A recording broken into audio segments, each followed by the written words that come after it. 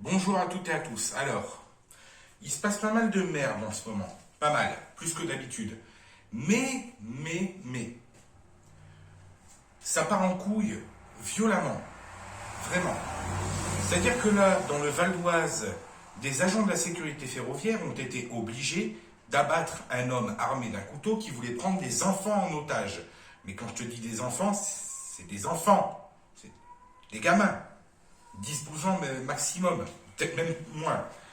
D'après la vidéo, probablement moins.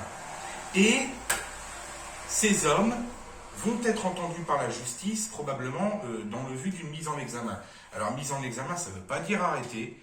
Et quand quelqu'un fait usage d'une arme à feu, il est normal qu'il y ait une procédure.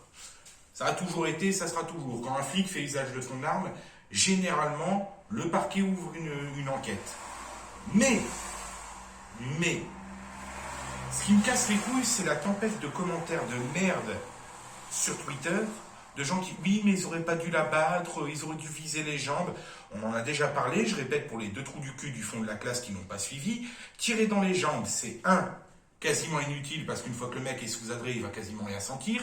2, presque aussi dangereux que de tirer dans le torse parce que si tu touches la fémorale, il va crever tout pareil.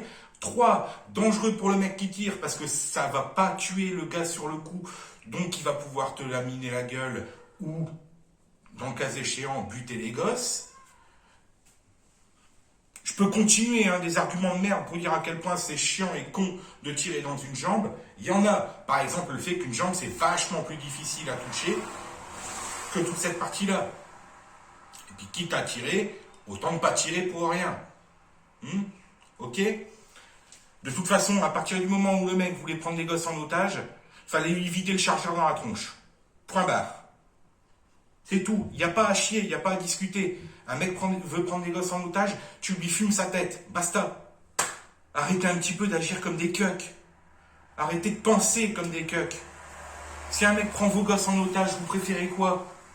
Dire à vos gosses, papa, le monsieur va me tuer. Oui, d'accord, mais il n'aura pas ma haine. Mais non, il n'aura pas ma haine non plus. Il aura mon plomb.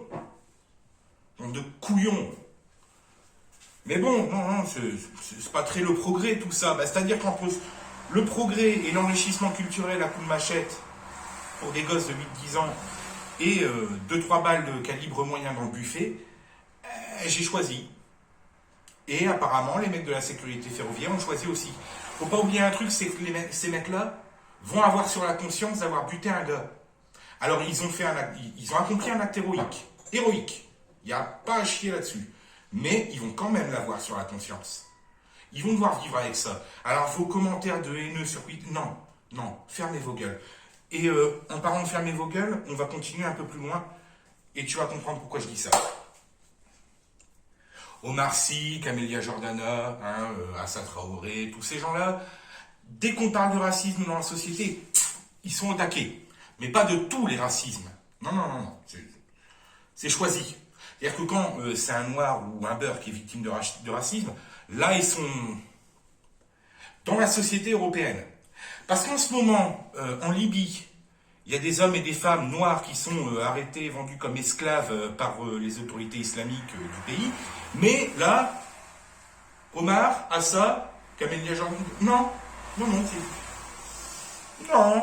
c'est de l'indignation à géométrie variable. Le problème, tu vois, c'est que si tu veux dénoncer le racisme, la misogynie, l'esclavagisme, la pédophilie et tous ces trucs-là, soit tu le fais tout le temps, soit tu fermes ta gueule, parce que sinon c'est de la démagogie. Et si c'est pour être une pute, autant être une pute jusqu'au bout et la fermer dès le départ. Oui, non. Oui, bien sûr que oui. C'est-à-dire que je me pose souvent la question, est-ce que j'ai raison? Mais c'est-à-dire que là, pour le coup, je suis relativement sûr de moi quand j'annonce ça. Alors évidemment, comme je l'ai déjà dit et je le redis, le racisme dirigé vers les blancs, il existe tout pareil. Sauf que là, encore une fois, Omar, Assa et tout ça, on ne les a pas entendus. C'est-à-dire qu'en fait, c'est eux qui le pratiquent le plus. Vous voyez, cette forme d'hypocrisie. Donc, lutter contre l'esclavage moderne, non. Parce que l'esclavage moderne, il est principalement lié à quoi? À l'immigration. Parce que si tu fais venir des mecs, tu vois, les gars, ils traversent un continent et demi et une mer pour venir te dire que t'es raciste et privilégié. Déjà, un SMS aurait suffi. Mais en plus, on les fait venir, pourquoi? Pour leur filer des boulots de merde, sous-payés, et pour pouvoir dire à tous ceux qui ne seront pas contents, bah écoute bro, je te donne ce que je te donne, si tu veux pas le prendre, bah va crever dans la rue.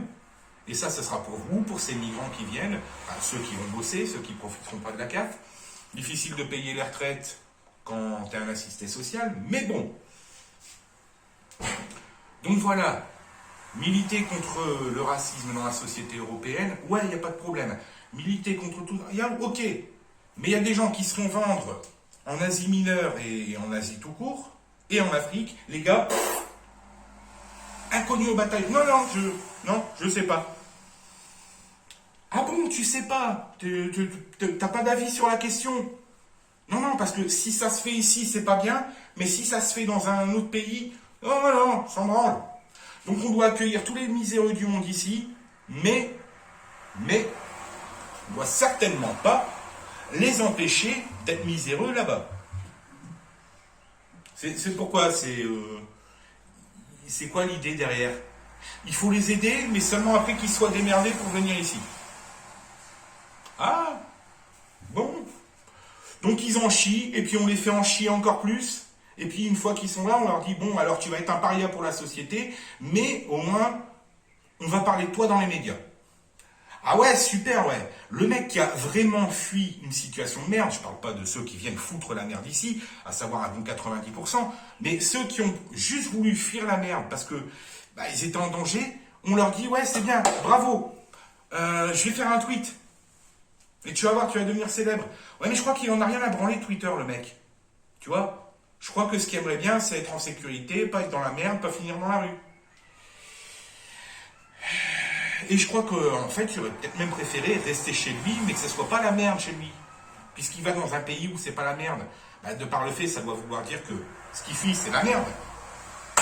Alors pourquoi on n'essaye pas d'empêcher l'esclavagisme dans ces pays-là? Pourquoi on n'essaye pas d'empêcher des saloperies comme l'excision, les mariages forcés, au pif, au pif. Pourquoi? Parce que sinon, on ne pourrait pas dire qu'il y a un connard qui s'est fait abattre par des agents de la sécurité ferroviaire parce qu'il a voulu prendre des gosses en otage. Alors, comme je te le disais, soit tu dénonces tout, soit tu combats toutes les formes de fascisme, de racisme et de toutes ces saloperies-là, soit tu fermes ta gueule. Moi, quand j'ouvre ma gueule, c'est pour dénoncer absolument toutes les dérives de ce genre de comportement. Tu vois, je sélectionne pas. Oui, mais je parle souvent des mêmes. Oui, mais c'est parce que c'est souvent les mêmes qui sont coupables. Qui? Mais qui? Vous savez.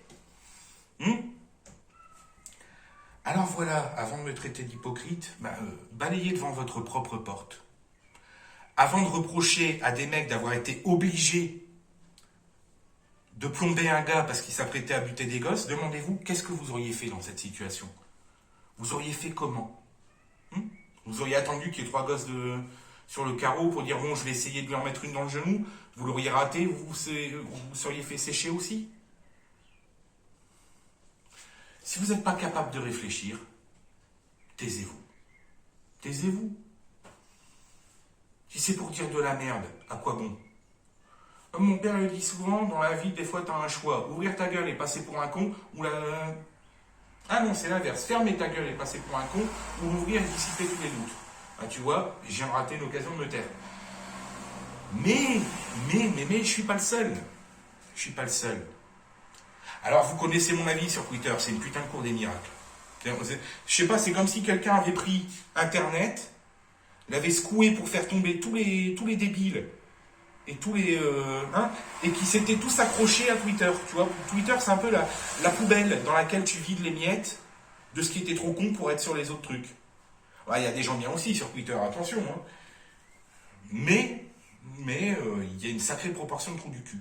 J'ai l'impression que c'est même là-bas qu'ils se réunissent. Après, Facebook, en ce moment, tout le monde est l'ingrata, alors... Donc voilà, Omar Sy, Camélia Jordana, Ise, Assa Traoré, tout ça. Si vous voulez parler de racisme, d'esclavage et tous ces trucs-là, et d'essayer de faire se sentir coupables les blancs, fermez vos gueules, prenez 5 minutes, lisez ce qui se passe en Libye, et après on pourra discuter. Ah, quand je dis on pourra discuter, je veux dire vous pourrez ouvrir vos gueules et nous on pourra ou non être d'accord avec ce que vous direz. Mais on ne change pas le monde avec des paroles, on change avec des actes.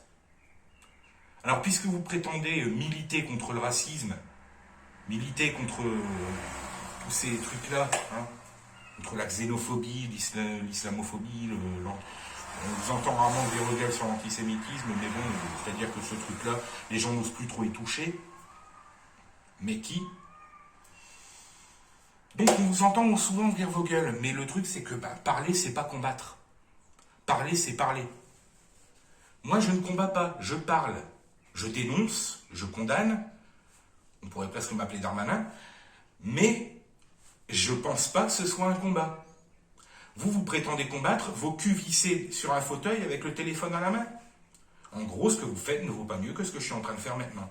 Vous voulez vraiment combattre l'esclavagisme, vous voulez vraiment combattre le racisme, allez faire un tour en Libye, faites le ménage là-bas. Vous avez les moyens de le faire, non? Sauver quelques vies, ça ne devrait pas vous arracher la gueule. Hein? Alors voilà. Réfléchissez, agissez. Et si vous n'en êtes pas capable, écrasez.